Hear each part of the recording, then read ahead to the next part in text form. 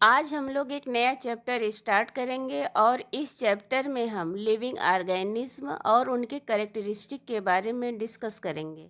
हम सभी primary classes से ही living and non living things के बारे में पढ़ते आ रहे हैं।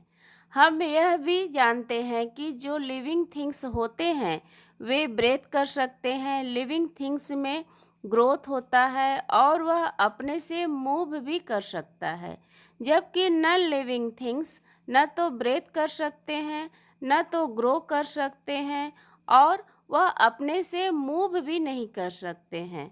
सभी लिविंग थिंग्स में कॉमन कैरेक्टरिस्टिक होते हैं, मीन्स उनमें एक जैसा प्रॉपर्टी पाया जाता है। इनकी प्रॉपर्टी नॉन लिविंग थिंग्स से अलग होती है।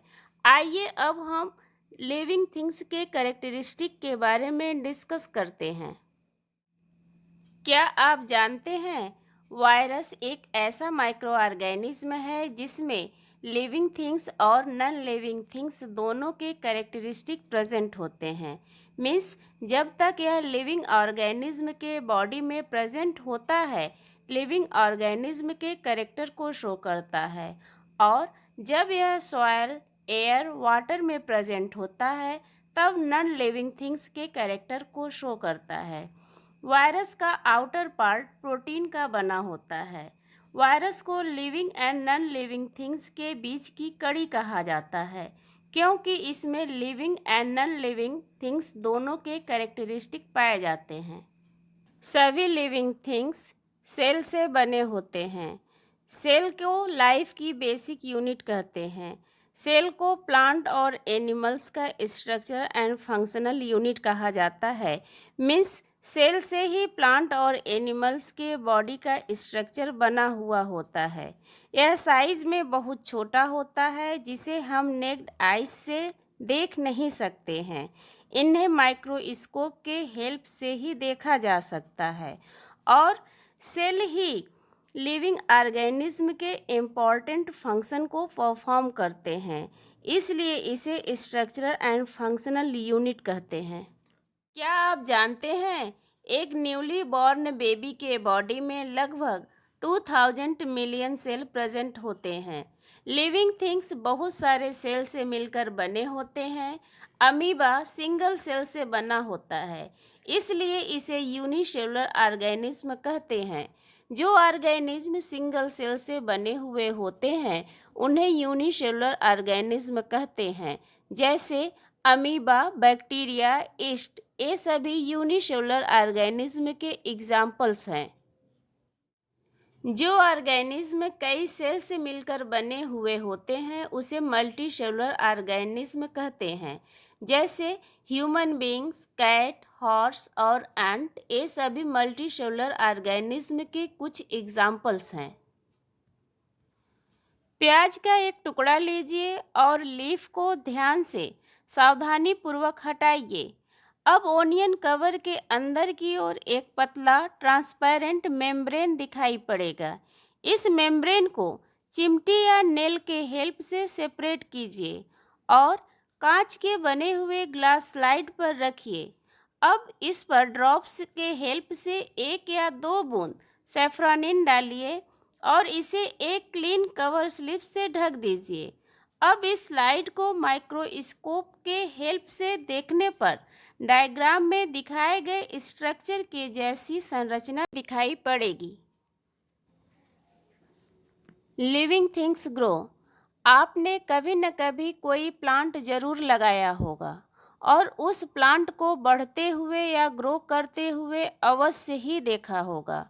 और आपने यह भी जरूर देखा होगा कि जब एक न्यूली बेबी बॉर्न होता है, मीन्स बेबी जन्म लेता है, फिर धीरे धीरे उसका ग्रोथ होता है, वह चाइल्ड से एक एडल्ट बन जाता है, और यहाँ पर यह लिविंग ऑर्गेनिज्म के कैरेक्टर को शो करता है।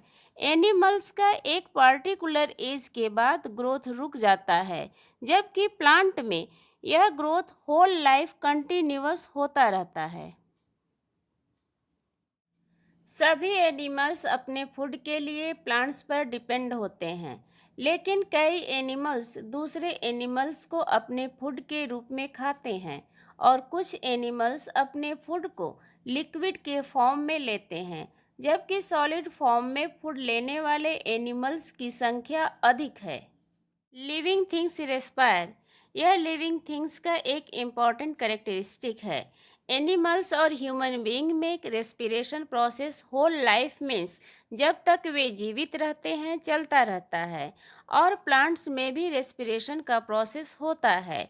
प्लांट्स फोटोसिंथेसिस प्रोसेस के समय ही फूड को ऑक्सीजन के हेल्प से ब्रेक करता है और ब्रेथ करते समय एनर्जी रिलीज करता है।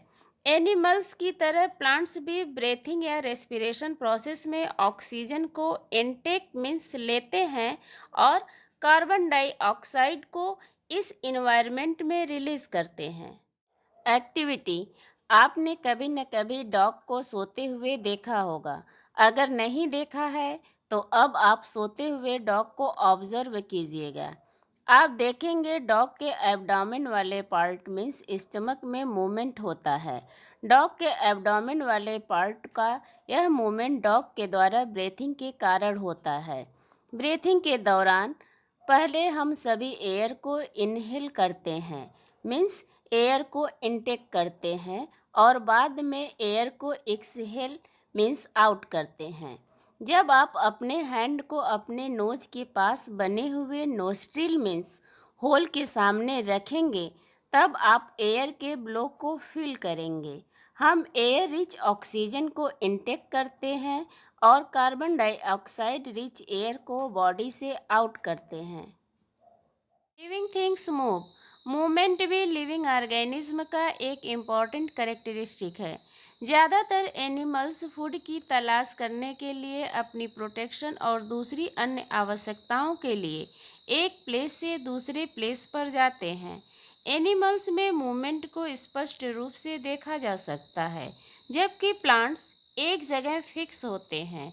वे मूव नहीं कर सकते हैं, लेकिन प्लांट्स लाइट या ग्रेविटी की तरफ मूव करते हैं। प्लांट के इस मूवमेंट को हम आसानी से नहीं देख पाते हैं। प्लांट का अपर पार्ट मीन्स शूट हमेशा सनलाइट की तरफ बढ़ता है और प्लांट का रूट हमेशा वाटर की तरफ बढ़ता है। रिस्पॉन्स टू स्टिमुलाई, सभी लिविंग ऑर्गेनिज्म अलग अलग स्टिमुलाई को रिस्पॉन्ड करते हैं, जैसे टच, लाइट, हीट और साउंड। एनिमल्स जैसे अर्थवॉर्म लाइट और सैलिन मीडिया में साल्टी मीडिया से दूर चले जाते हैं। प्लांट्स भी अलग अलग स्टिमुलाई को रिस्पॉन्ड करते हैं। शूट सिस्टम का टिप वाला पोर्शन हमेशा लाइट की तरफ मूव करता है। टच मी नॉट, प्लांट के लीव्स को जब हम टच करते हैं या उनके पास जाते हैं तो वे अपनी पत्तियों को सिकोड़ लेती हैं, मीन्स वे टच स्टिमुलस पर रिस्पॉन्ड करती हैं। लिविंग थिंग्स रिप्रोड्यूस, रिप्रोडक्शन सभी लिविंग ऑर्गेनिज्म का एक इम्पॉर्टेंट कैरेक्टरिस्टिक है। रिप्रोडक्शन मीन्स अपने ही जैसे जीवों को फिर से जन्म देना। छोटे एनिमल्स बढ़कर एडल्ट बनते हैं और फिर रिप्रोड्यूस करते हैं। इस प्रकार से उनके स्पीसीज मीन्स प्रजातियों की संख्या इस अर्थ पर बनी रहती है। कुछ एनिमल्स जैसे हेन में अंडे देने से होता है। कुछ एनिमल्स जैसे काऊ और ह्यूमन बीइंग्स अपने से छोटे बच्चे को जन्म देते हैं, और कुछ प्लांट्स सीड के द्वारा रिप्रोड्यूस करते हैं, और कुछ अदर प्लांट्स में वेजिटेटिव रिप्रोडक्शन मीन्स प्लांट अपने स्टेम, लीव्स, रूट के द्वारा रिप्रोडक्शन करते हैं। लिविंग थिंग्स एक्सक्रीट, सभी लिविंग ऑर्गेनिज्म अपने बॉडी से वेस्ट मटेरियल को एक्सक्रीट करते हैं। एनिमल्स के बॉडी में यूरिया एक एक्सक्रीटरी वेस्ट है। इसे यूरिन के फॉर्म में एनिमल्स अपने बॉडी से बाहर रिमूव करते हैं। कार्बन डाइऑक्साइड भी एक वेस्ट है। एनिमल्स इसे ब्रीथिंग प्रोसेस के द्वारा बॉडी से बाहर रिमूव करते हैं। प्लांट्स अपने वेस्ट प्रोडक्ट को वाटर और मिनरल के फॉर्म में स्टोमेटा के द्वारा रिमूव या आउट करते हैं। Living things have a definite life span, अलग अलग ऑर्गेनिज्म का लाइफ स्पैन अलग अलग होता है। यह लाइफ स्पैन कुछ मिनट, कुछ घंटे, कुछ दिन या 100 ईयर्स हो सकता है। एक बैक्टीरिया का लाइफ स्पैन केवल कुछ घंटों का होता है, जबकि कछुआ का लाइफ स्पैन लगभग 120 ईयर्स होता है। इस तरह अलग अलग एनिमल्स का लाइफ स्पैन अलग अलग होता है, लेकिन ये एक निश्चित टाइम के बाद मर जाते हैं। इसी तरह पौधे भी कुछ समय के बाद मर जाते हैं। क्या आप जानते हैं, मूंग दाल के सीड को आप अपने किचन के कंटेनर में कई दिनों के लिए रख दीजिए, और जब आप उसे ऑब्जर्व करेंगे तो पाएंगे वह किसी भी तरह का लिविंग कैरेक्टर शो नहीं करता है। लेकिन जब हम उन्हें सूटेबल कंडीशन प्रोवाइड करते हैं तो वे बढ़ते हैं और लाइफ को शो करते हैं और अंत में मर जाते हैं। अब तक हमने जो पढ़ा उसको मैंने यहाँ समराइज कर दिया है।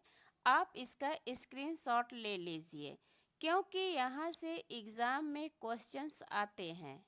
हम अब जान चुके हैं कि लिविंग ऑर्गेनिज्म की कई कैरेक्टरिस्टिक हैं जो लिविंग थिंग्स को नॉन लिविंग थिंग्स से अलग बनाती हैं।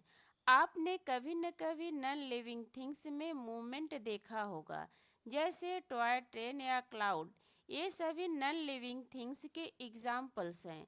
क्लाउड कभी कभी मिनटों में अपने साइज को बड़ा कर सकते हैं, लेकिन ये लिविंग थिंग्स के सभी कैरेक्टर को शो नहीं करते हैं।